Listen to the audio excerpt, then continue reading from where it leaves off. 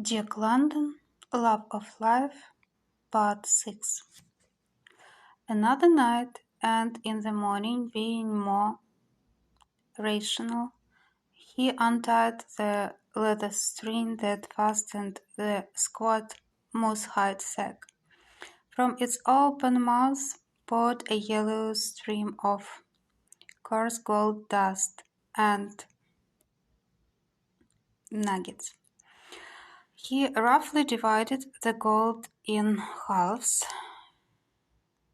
catching one half on a prominent ledge, wrapped in a piece of blanket, and returning the other half to the sack. He also began to use strips of the one remaining blanket for his feet. He still clung to his gun, for there were cartridges in that cache by the River Dees. This was a day of fog, and this day hunger awoke in him again. He was very weak and was afflicted with a giddiness which at times blinded him. It was no uncommon thing now for him to stumble and fall, and stumbling once, he fell squarely into a ptarmigan nest. There were 4 newly hatched chicks, a day-old little specks of pulsating life, no more than a mouthful, and he ate them ravenously, thrusting them alive into his mouth and crunching them like egg-shells between his teeth. Ew. The mother ptarmigan beat about him with great outcry. He used his gun as a club with which to knock her over, but she dodged out of reach. He threw stones at her, and with one chance shot broke a wing. Then she fluttered away, running, trailing the broken wing with him in pursuit. The little chicks had no more than whetted his appetite. He hopped and bobbed clumsily along on his injured ankle, throwing stones and screaming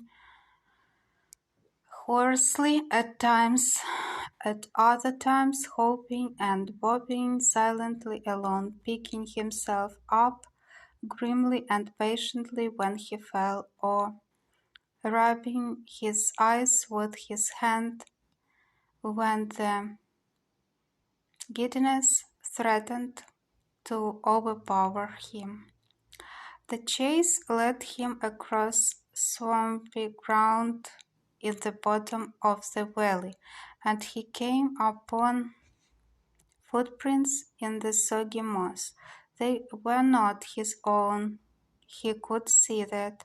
They must be Bill's, but he could not stop, for the mother ptarmigan was running on. He would catch her first, then he would return and investigate. He exhausted the mother ptarmigan, but he exhausted himself. She lay panting on her side. He lay panting on his side, a dozen feet away, unable to crawl to her. And as he recovered, she recovered, fluttering out of reach as his hungry hand went out to her. The chase was resumed. Night settled down and she escaped. He stumbled from weakness and pitched head foremost on his face, cutting his cheek, his pack upon his back. He did not move for a long while. Then he rolled over on his side, wound his watch, and lay there until morning. Another day of fog. Half of his last blanket had gone into food wrappings. He failed to pick up Bill's trail. It didn't matter. His hunger was driving him too compellingly. Only he wondered if Bill too were lost. By midday, the irk of his pack became too oppressive. Again he divided the gold, this time merely spilling half of it on the ground. In the afternoon he threw the rest of it away, there remaining to him only the half blanket, the tin bucket, and the rifle.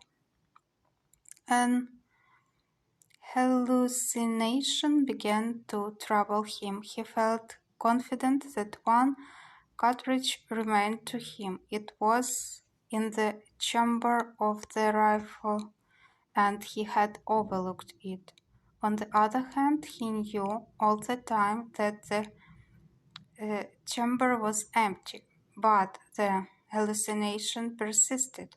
He fought it off for hours, then threw his rifle open and was confronted with emptiness. The disappointment was as bitter as though he had really expected to find the cartridge.